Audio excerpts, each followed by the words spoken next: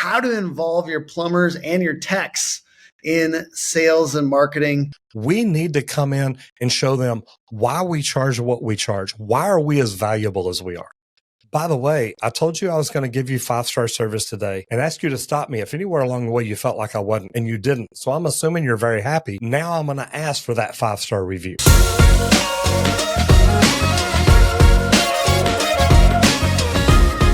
Hey, how's it going? It's Tim Brown, and this is the Plumbing and HVAC Hustle Podcast. It was just the HVAC Hustle Podcast, and then I realized,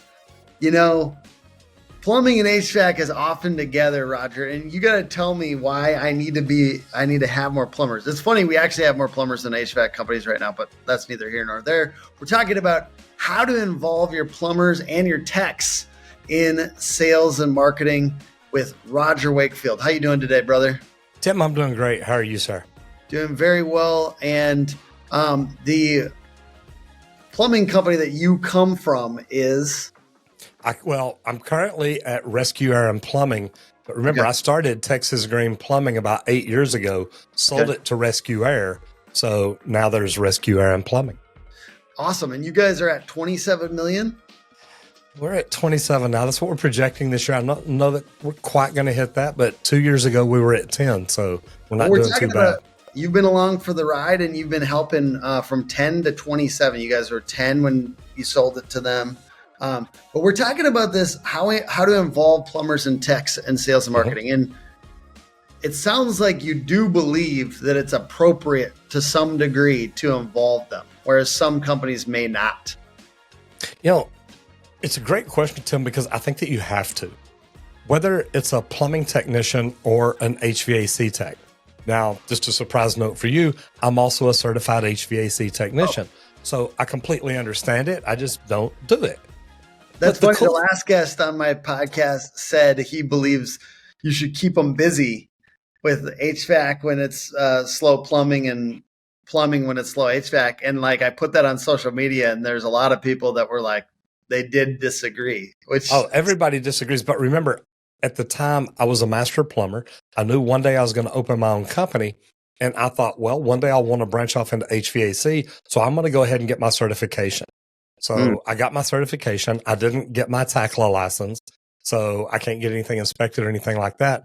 But like I said, I ended up selling to an HVAC company so we can do both. But you take a peek every once in a while at that stuff. Well, I get to see it, and I've look at it. You bet. So I've attended a lot of the meetings, so I see what they're doing. But let's go back to your original question. Do you need to get your technicians involved in the sales and marketing? And I think you do. And I don't like to call it sales. I like to call it options. Meaning, when I walk into somebody's house, if they've got a problem, I want to do two things. Number one, I want to give them options. But number two, I want to inspect their whole house because I need to see, do they have any other problems that maybe they don't know about that they should be made aware of? So my options may be, if they're wanting to get a toilet replaced, yes, we can replace your flapper. Hey, we could also do a minor rebuild, which would rebuild all the insides to where this toilet acts like it was brand new the day it was made. Or number three, we install a whole new toilet that's going to be ultra high efficiency that's going to help save you money every time you flush it.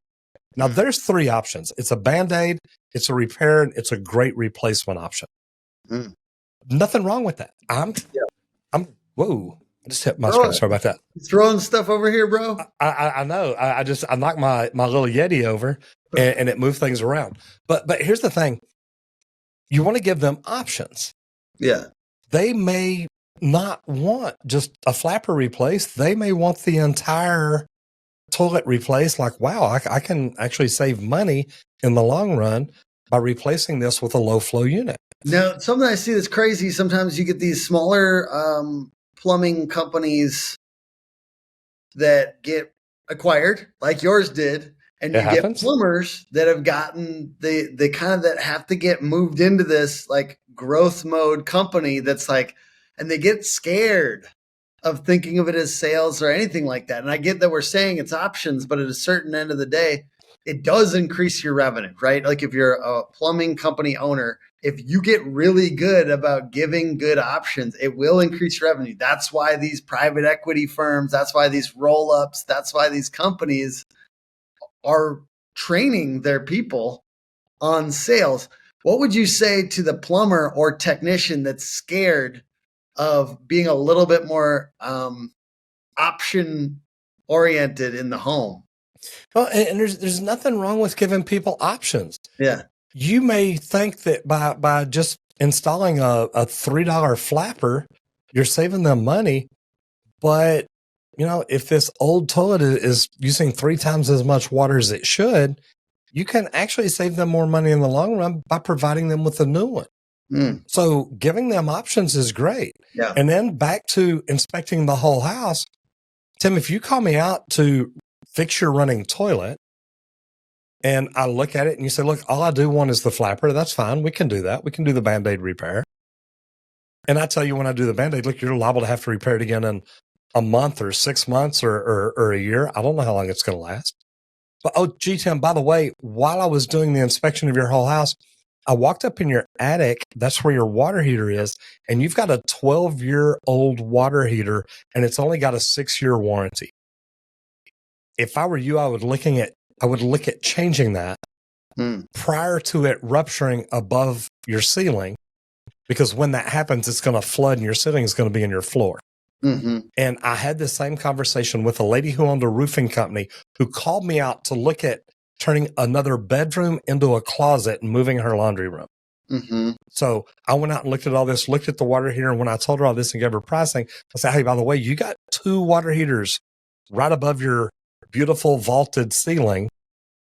You may want to get those changed before you worry about any of this other stuff. She said, no.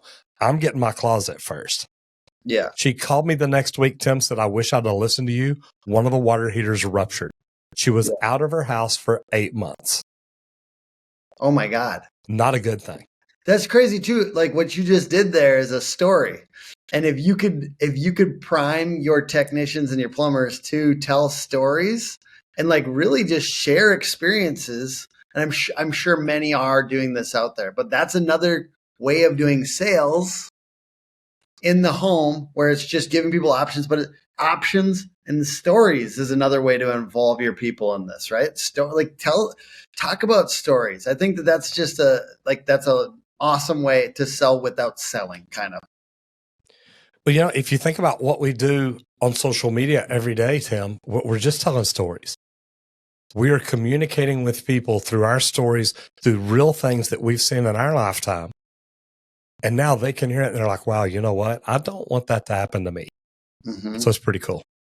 And consequences, right? Like as you're talking, so we've got options, we got stories, and consequences that we've seen for real from people not doing this. And then I just want to throw this in here. I think that I see this all the time. Technicians, plumbers will, and I've also been involved with a lot of roofing stuff, sales folks that they are shopping. They're like acting like it's their money and they wouldn't do this. So they don't really give the option because they wouldn't purchase it. And I think that that's presumptive because some homeowners, like I would like a new toilet. And I don't like the way it's not very comfy and it's tiny and like things like that. I would like a better toilet in my bedroom, bathroom or whatever. And if somebody came in there and presumed that I wouldn't because maybe my house doesn't look as nice or something like that, you're shopping with somebody else's money. You're presuming for them that they can't afford this or wouldn't want to afford this. And I think it's just a reminder to give the option. Even it's kind of rude to not give options. It's really funny. I spoke on a panel for PHCC West. I was out at Lake Tahoe last year, and I'm on a panel next to a guy, and I'm telling this exact same thing, talking about this because this is big in plumbing, HVAC, roofing, electrical, any trade. Give people better options. Always offer it. And I'm talking about this, and then it goes to the next guy on the panel, and he says, "Look, I don't know Roger. Never met him before. Just found out he's on YouTube. Learned all this stuff. but he just talked about options. He says, I'll tell you right now, people make a mistake when they come in my house and don't give me options because I always go to the top line. That's what I want. I want the best. Yeah. Doesn't matter what it costs. I want the very best, whatever it is. And he says, if you walk into my house and don't give me that option, you left money on the table. Now, how big is that? Yeah. And if you don't give them options, let's say they did get 2 quotes. Yeah. And that person did. How do you look with no top line option? Mm-hmm. And, So and we're up against that every day because most companies don't, Tim. Most companies just say, here's your problem. Here's how much it is to fix it. And they walk out the door. Mm-hmm. Exactly. Okay. So let's talk about the marketing side. What can owners do to involve their plumbers and techs in marketing? What's the best way to do that? Well, I think you've got to get them involved. Whenever we send our technicians out, and whenever I used to send mine out at Texas Green Plumbing, we tell them when we walked in, look, my goal is to give you a 5-star service today. And I really hope that if along the way you feel like you're not getting 5-star service, you let me know. Because once we sell the job, it's a production then. We need to come in and show them why we charge what we charge. Why are we as valuable as we are? Why are we as expensive as we are? And it needs to be a show. Put your floor savers on. Put your little red carpet or green carpet if you're Texas Green Plumbing. Put your carpet down. Protect their floor. Call them floor savers, not floor protectors. I'm using these to protect your floor, not protect my feet from your floor. So you look at just the way you word everything, the way you say everything. But when you're done as a technician, or if you're an owner, when your technicians are done, they need to be coming back to that customer and saying, by the way, I told you I was going to give you 5-star service today and ask you to stop me if anywhere along the way you felt like I wasn't, and you didn't. So I'm assuming you're very happy. Now I'm going to ask for that 5-star review. I like the priming up front though, too. That's good. Absolutely. Absolutely. And we get to that end spot and we're asking for the review. If you had to guess, how many people are really doing this consistently? What percentage of the industry do you think is doing this every time? Maybe 5%. And Tim, think about this. Here's what's really good. And you know this from SEO.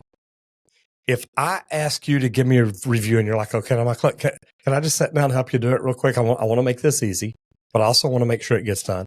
I would love you to put my name in there because look, my boss sees these reviews and if my name's in it, they're going to pat me on the back. And it really is a big deal because us technicians, we give each other a hard time. But when we get mentioned in a meeting, we also pat each other on the back. So if you'd mention my name, that'd be great.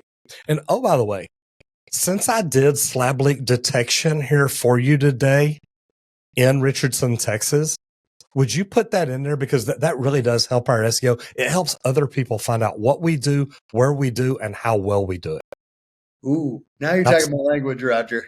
No, exactly. Because Tim, let me ask you this. Are Google reviews SEO'd? Oh, yeah. So guess what we just made? We made a Google review that has my name, the name of my company, the service we provided, and the city we did it in. Is that a home run? That's an absolute home run. Yeah, that's a grand slam right there. I love it. So is there any other ways? First of all, I love that one. Is there anything else that you think we should be involving them? How else can we involve them in marketing? That's my favorite. Okay. But here's a huge one. And this is one I don't know that you and I've ever talked about before. If me as an owner, if I make a post on social media, I would love for each one of my technicians to share that post. Let them share it because it may be, I may take a picture of Randy out doing a slab leak today or a video, or the apprentice may send pictures of what they did. I may find something good and I may want to make a post, say, look, this is why I love my team. Yeah. My team did this great job today. They did this. They took care of Miss Johnson in Plano. Man, just hats off to my technicians. I love them. Now, if all my technicians share that out, think about this.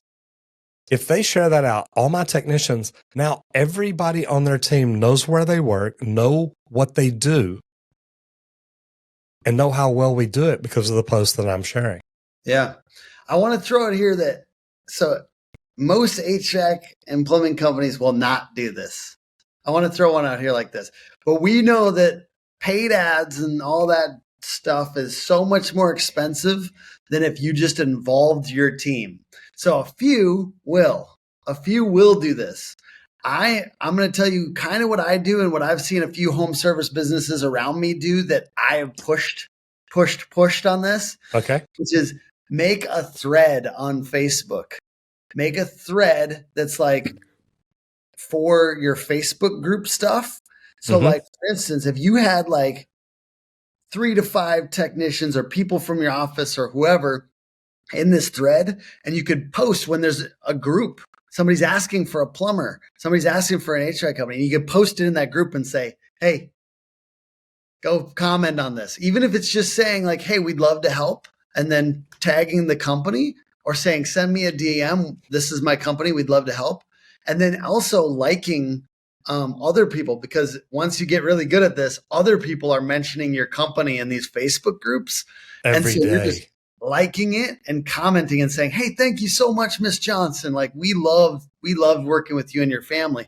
So that's the real ideal is like once people are saying yes, like my company in these groups, we never mention ourselves. We never say ourselves. We just go in there and comment and like all the people that mentioned us. So then it's more exciting. They do it. They want to do it next time because dang, Hook shows up and likes all of our posts and we look cool and it's fun. So it really does work over time. It is diligent. And that's why I said most of you won't do this. But the organic marketing stuff is always going to be your best return of investment if you follow money with effort and you push an effort, not just money. If you just do money, marketing is so expensive. It's almost ridiculous. And we love spending money, right? As business owners on marketing. Oh, yes. Effort is so much better sometimes. Yeah, I like this. Now, you've used a couple of really big words that I want these people to hear. Yeah. You mentioned pay-per-click and you mentioned organic.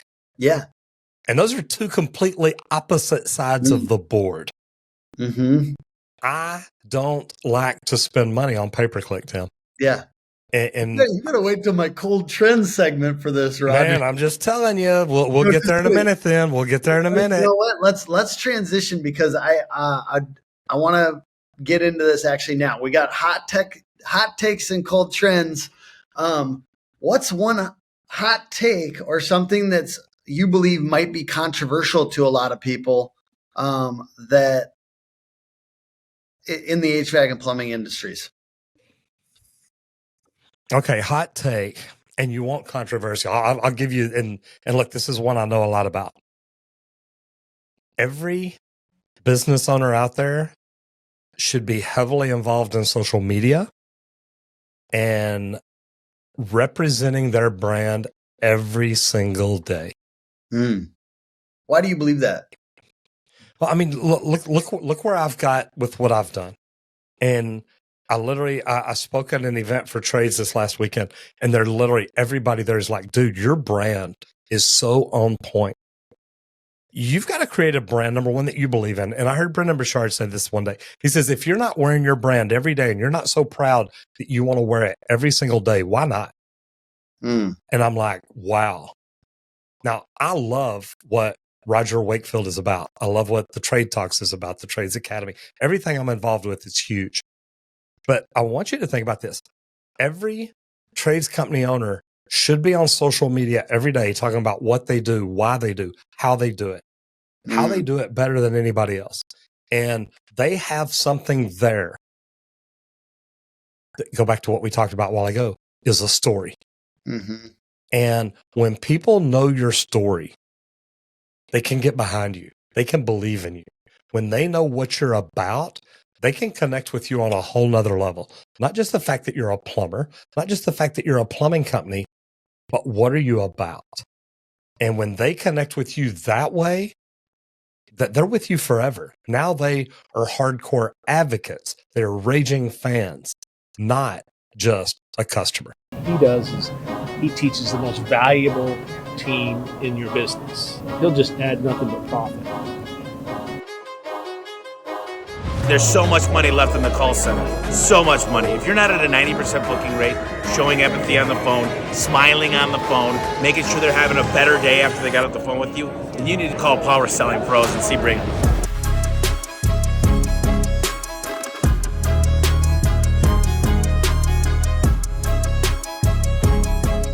See, I love that. I agree 100%. We went to a trade show and 8 people got our logo tatted on them at the trade show. And it's like fans, people that some of them had worked with us, two clients, one prospective client. And then, I mean, it's not that crazy of a logo, but like mind blown. That felt like that fans thing. It felt really good. You're not just putting out, or maybe I should ask this as a question. Are you just putting out better and better content? Or how did you like build up? Like, I'm thinking like I've been connecting with a lot of people in my ideal customer thing on Facebook. Like, how do you build the audience in addition to just posting great content? Or did you just build it and they came? Yeah, I don't think it's just building it. I think that you build it, you put it out there, and then when they come, you engage with them. Yeah. And think about that, Tim. If they just come and see it and they leave, they're not a fan. Yeah. But if they come and see it and you talk to them and you build communication with them, you build a relationship with them. They're going to come back. They're going to come back more and more. They're going to tell their friends about you. They're going to bring friends back with them. Yeah. They're going to share this to their communities. And that's what I call bringing friends back with them. Now they're going to share this and they're going to invite their friends to get to know you. And as a company owner, we should be looking at that. How do we get our fans, our viewers, our community, how do we get them involved? And I heard this put so good the other day. How does your company make people feel?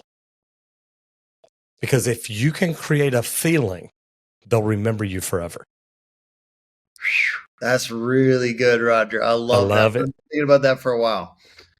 Okay, so we're talking about, like, I haven't asked a lot of questions about YouTube, but that's something that I know that you absolutely crush. I have grown our YouTube a little bit in the last couple of years since we last chatted. It's about to hit 4,000 subscribers. Can I ask selfishly, what do you think is the difference between how many subscribers do you have right now? By the way, sorry to put you on the spot. It's about 572,000. So what's the difference between a 4,000 subscriber channel and something I could do to maybe position myself a little bit better to get to 500? Okay, no, and I've got to ask questions now. Yeah. How many videos are you putting out a week? We put out about 3 usually on average. Okay, you said about 3 usually. Yes. Does that mean you do 1 sometimes 1 week, 6 the next week? I am so consistent, Roger. For me, it's a little bit more like I need to continue to elevate the quality because like I am very consistent. And I will say that has led to a lot. I've definitely been getting better and better with consistency. Okay. And that's the reason I asked, because in the beginning, from day one, people could say, how many videos do you do a week? 3. Yeah. I released the same amount. I released them at the same time. I released them on the same days. Then we actually increased by adding a live stream.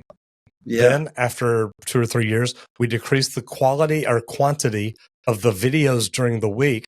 Instead of Monday, Wednesday, Friday, we did Tuesday, Thursday. And then instead of going live on Monday, we did live on Saturday. Mm-hmm. So we're always playing the 72-hour algorithm game.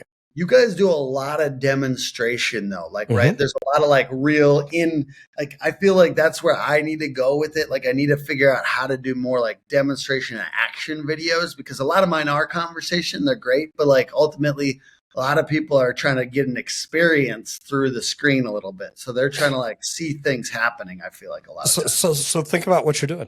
Show people, how do you review a channel? How do you review a website? Yeah. You know, when man, there'd be a good live stream for you. People do this all the time on YouTube channels where it's channel review. Yeah. What if you did a website review? So we are doing that Thursday, this Thursday, by the way. I think this will go after it, but we're doing we just do it semi-annually though. So maybe we could improve that by doing it more often, but we're doing a website roast on this Thursday. So, but basically like we could do that more often. We could make that like a regular series because people love those. I'll tell you what, the roasts. You talk about do it more often.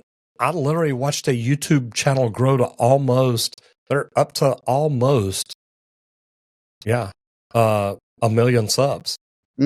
But they started out doing channel reviews. They'd pull up your channel. They'd look at your thumbnails. They'd look at your titles. They'd look at some videos. Imagine if you did that. And I'd start out, I'd do it every Saturday for like 3 or 4 hours and just say, hey, you want to get your website reviewed? Send it to us. Let us look at it. We'll look through it and say, hey, look, I don't like this font. I don't like these colors. I don't like this. I don't like this, but hey, you're doing this really good. I like the way this is done. And you can go in the back and do an SEM rush or crawling spiders or hrefs and all that. You could do something and say, hey, look, when we see this, here's a problem here. Look how many redirects you have and look how many, That's a great idea. Man, you think that would be a good live for us? Oh my God, yes. Because here's what you do. You do it live. And all you company owners out there, when he does this, you need to be in there watching because then you can look at your page and say, oh my God, I can't believe it. We're doing the same thing. And how huge is that? Sorry. I know we got way off track, but oh my God. Let's go into cool trends. Yes. So what's something that you believe companies are spending time, money, or energy on that they should stop spending it on? Okay. I talked about it a while ago, so I got to tell you, pay-per-click is the worst. And the reason being, as soon as you stop paying for it, it's gone. Yeah. Okay.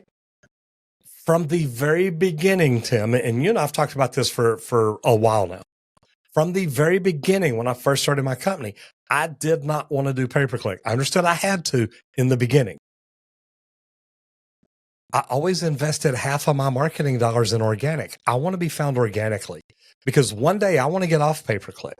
And if I build my organic properly and do what I'm doing on social media, I don't necessarily need pay-per-click.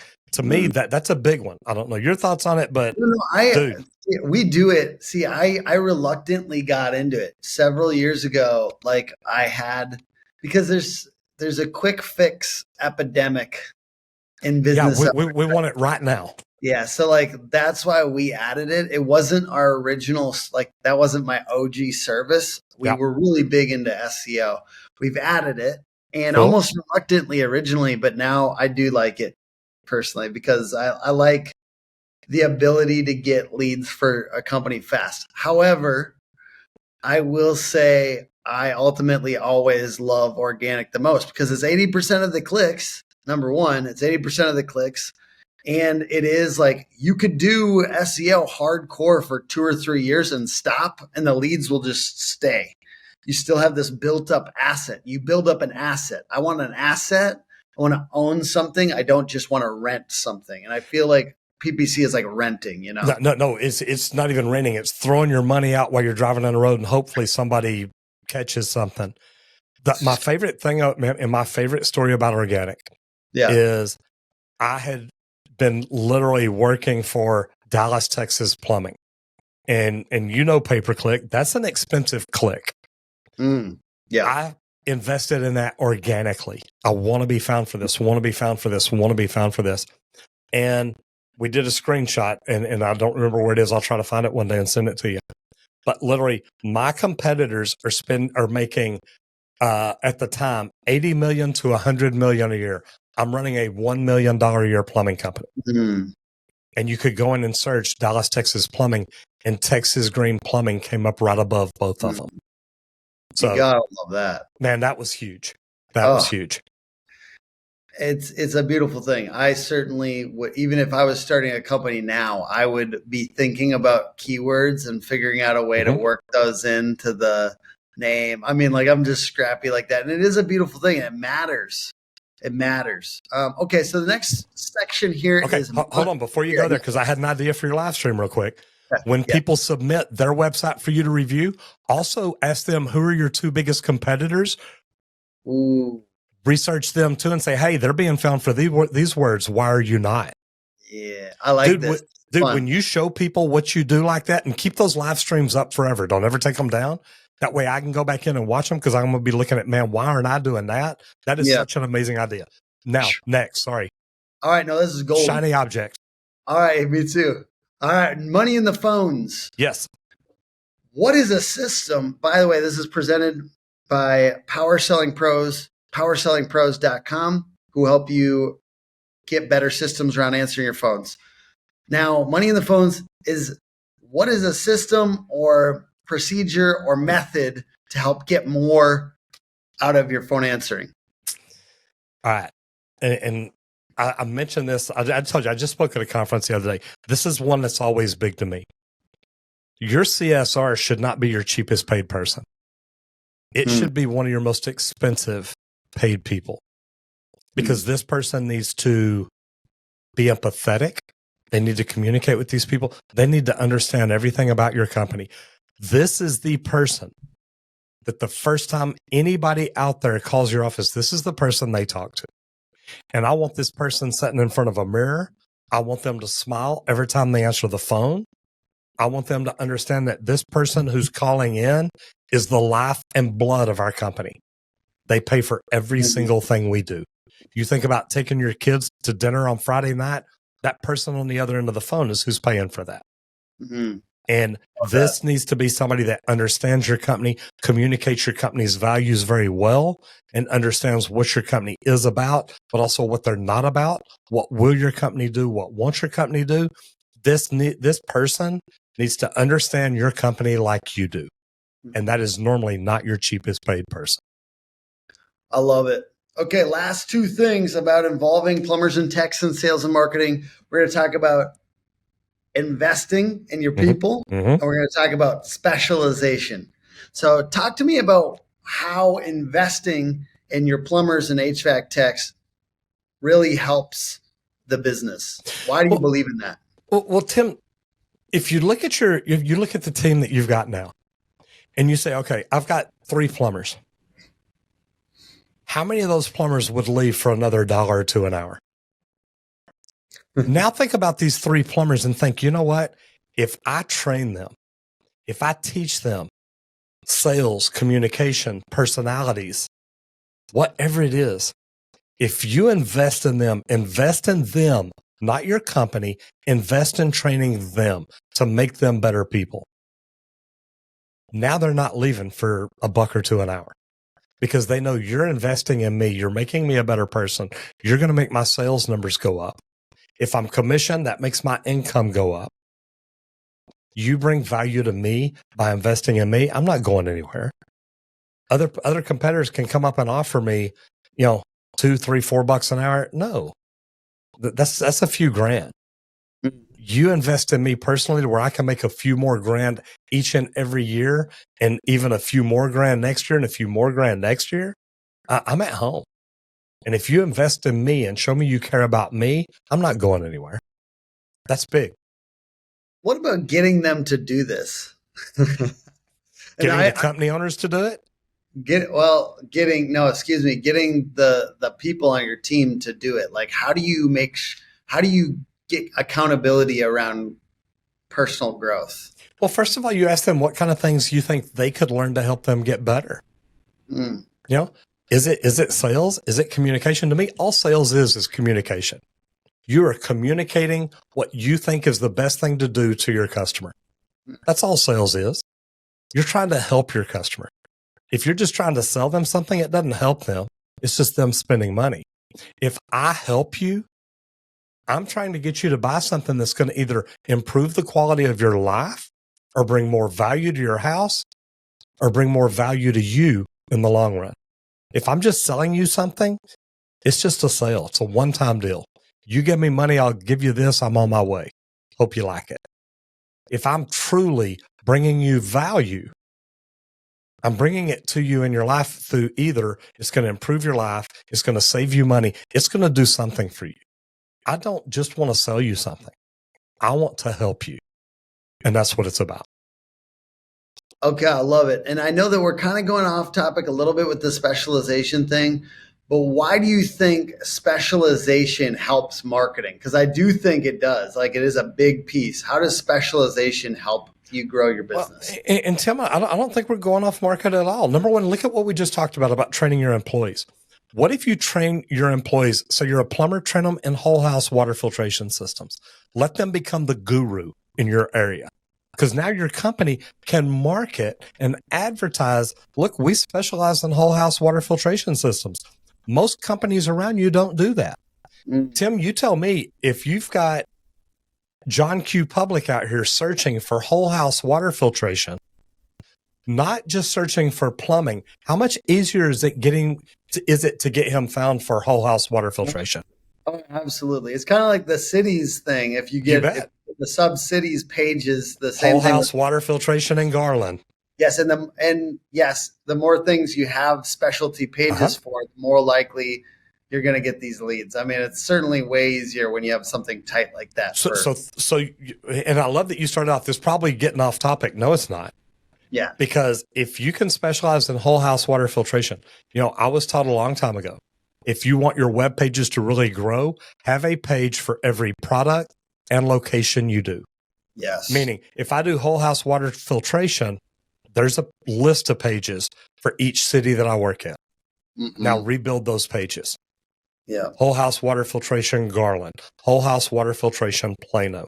Now when people go in and search that, they get found for it. But think about specialties. To me, every residential company should have a specialty.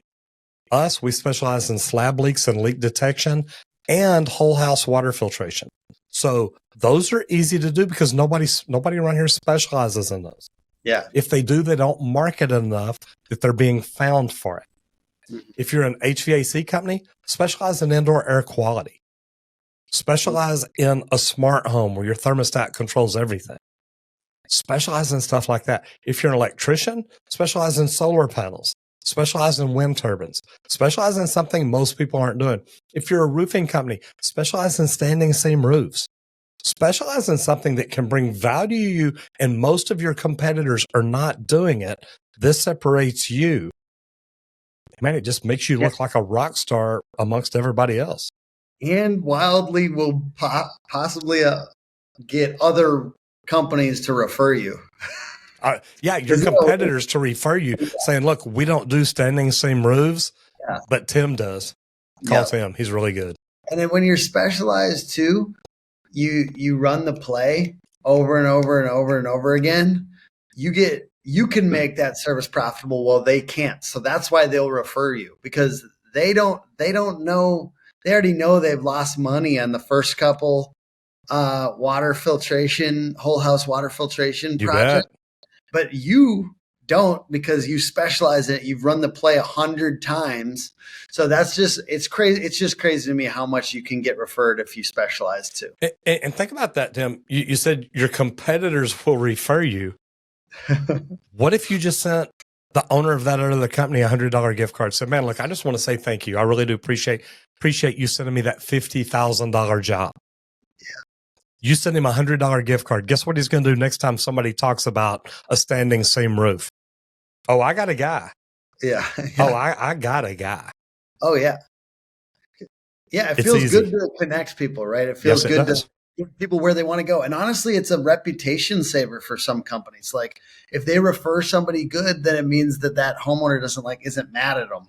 So they might be really happy to refer you. I think this is a great way to kind of wrap up this podcast. Roger, what can people do to check you guys out? What are you doing right now? You know what? The two easiest ways to connect with me, we're building an app, should be up soon. Go to wakefield.app. It's pretty easy. But go to wakefield.app. We're going to have a free site. We'll have membership areas and courses, different things, but there's going to be a lot of free, great content in there. And also, if you want to find more about me, just go to rogerwakefield.com. And is the app, it's training and stuff like that, is that going to be something where the business owner is purchasing for their people to help with this ongoing education thing? We've got 4 different levels, Tim. We've got a level for people wanting to learn to get in the trades, because a lot of people don't know how to get in the trades. And right now, there's 1 million unfilled trades jobs across the United States. Every company needs people. So it's true. So how to get into the trades is one of them. How to become the very best tradesman and make the most money, like how to move up to foreman and superintendent, the things you need to know to do that, how to start your own business. And then if you're a company owner, how to use networking and social media to help grow your business. The exact stuff we've been talking about today. Awesome. Well, get into that. Certainly, we can't cover this completely comprehensively in just 40 minutes here, but I really appreciate you, Roger, for being on today. Check Roger out on YouTube. Incredible job there too. And obviously that's just an insane amount of traction that you've got. And I am inspired and want to continue to grow in this. I am committed to that. And I really appreciate the series that you helped me come up with, I guess, watch and see if I Absolutely. implement. Tim, this has been great. Thank you for having me on here today. I love what you're doing for all the trades companies out there. So you keep doing what you do. Thank you, sir. All right. Thanks, everyone. Bye.